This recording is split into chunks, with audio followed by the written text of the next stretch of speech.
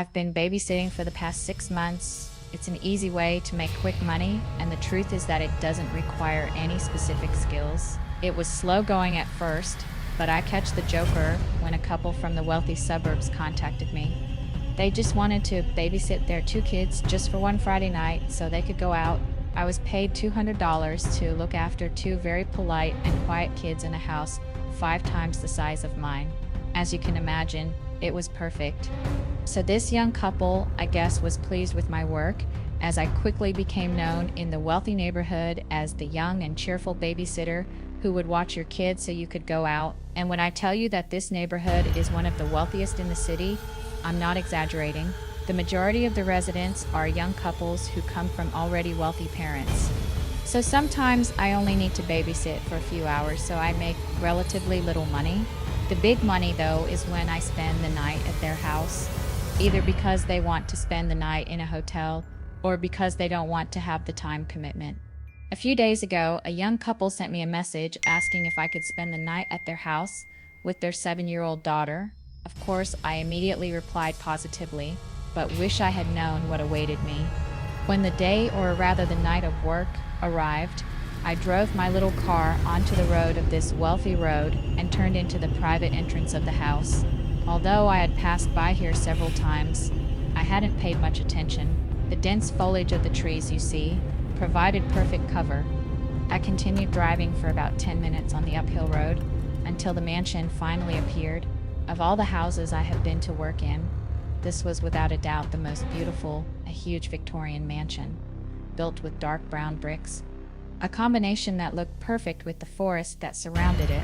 I got out of the car and headed towards the entrance of the house, where I rang the bell. A few seconds later, a beautiful woman, around 30 to 35 I would say, opened the door for me and introduced herself as Mrs. Collins. She also called her husband, who in turn was very nice and about the same age as his wife. In his arms, he was holding their sweet little daughter. The couple seemed particularly anxious to leave, and although they were both exceptional and impressive people, I felt that under this mask there was great fatigue.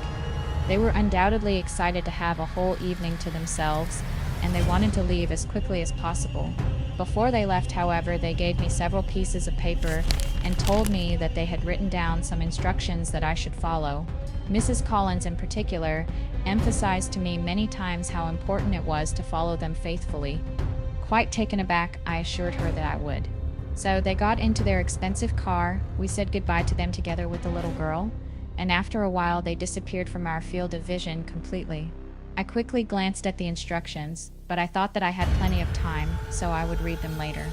So I put them in my backpack and left them. Little did I know how wrong I was. The little girl, Samantha, as I said, was a very sweet and kind little girl.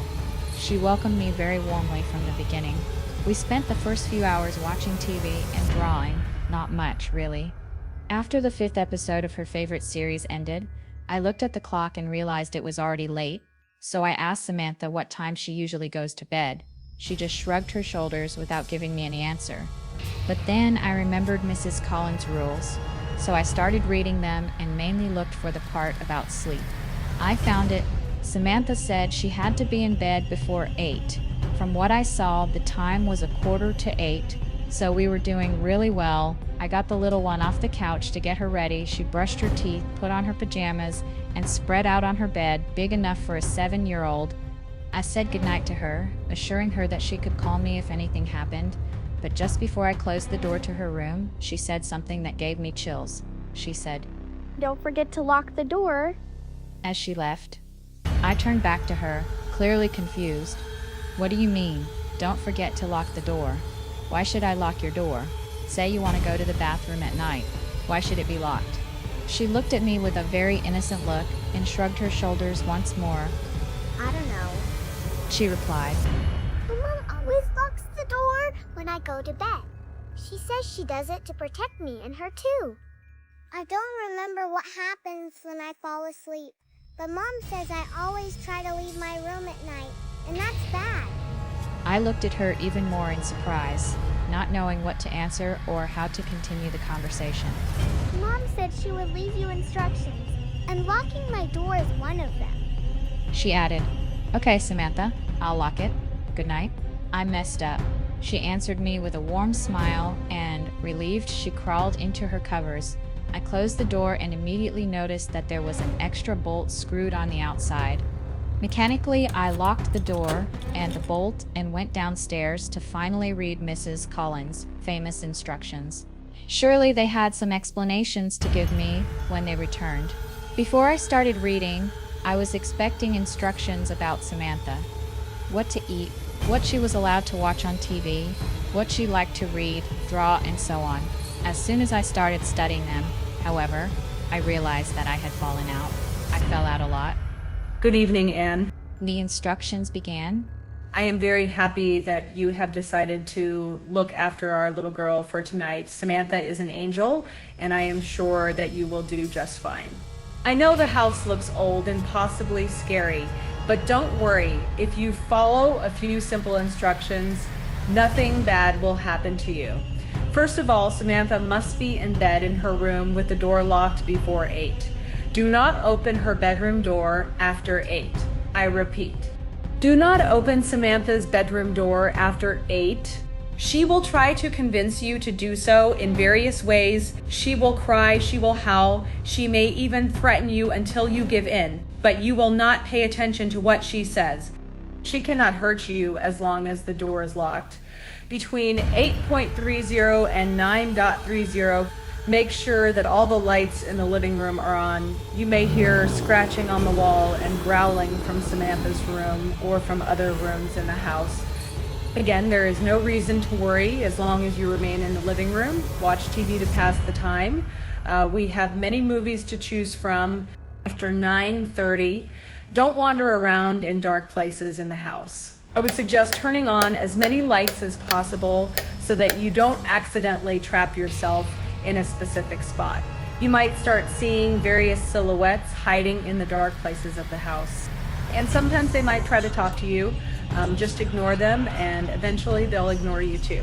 You might also see two yellow eyes appear in the darkness and look at you. Under no circumstances should you look at them for more than 30 seconds. Around 10, you might start to think that there are a lot of people walking around in the basement, on the ground floor. Don't worry, because again, as long as you stay out of the basement, you're not in danger. It might sound a little strange and unlikely, but at that time you might feel a very strong desire to go down there. If this happens, go to the kitchen and drink a glass of cold milk. It usually helps. This feeling should pass within the next 10 minutes. If you see that it persists and you can't control it, call me or my husband immediately so we can give you further instructions. When the clock shows 10:30, you will start to hear running in the upstairs hallway. You, for the duration of this, will remain on the first floor. Don't worry about Samantha, since you have locked her door beforehand. You won't be able to hurt her. Now, if you hear him coming down the stairs, quickly lock yourself in the bathroom with the lights on. He will come knocking on your door several times and will pretend to be someone you know so that you will open it. He is very good at this. No matter what he tells you, don't open the door. After a while, he will leave. For better or worse, check through the crack to see if it's really gone before you go out. Now, the next part is very important. Pay attention. You'll be sleeping in our guest house on the first floor. Before you go to bed, make sure you leave a plate full of raw meat outside your room door, which you'll find in our freezer. There's plenty, and leave a glass of milk next to the plate. Also write the word "pity me" on a piece of paper in red ink and leave it on the plate with the meat. If for any reason you wake up in the middle of the night and see a silhouette at the edge of your bed, try to avoid any contact with it, visual or verbal. I would suggest you wear earplugs so you don't hear anything. You will find them on your bedside table. Those are the basics. Finally, there are some general rules that are good to follow during the night so that you are sure that nothing bad will happen to you. If the house landline rings, do not answer. No matter how persistently it rings and how loudly it sounds, my husband and I, if we need anything, will call you on your cell phone. If you feel something tapping you on the shoulder at any time during the night, do not turn around to look at what it is. Stay still for at least 30 seconds and then you can move. Don't eat meat after 8. You might be seen as a threat and possibly attacked. Thanks again, Annie. If you have any questions or concerns, of course, you can call us at any time. P.S. You may also hear something like a dog howling somewhere outside the house. Don't bite. We don't have a dog. Just ignore it. I didn't realize what I was getting myself into. It's 8:31, and as I write this, I've started hearing growls. I think the sound is coming from every damn room in the house. I thought Samantha's screams earlier would be the worst part of this nightmare. But now she's starting to growl too. Trust me, this will be much worse.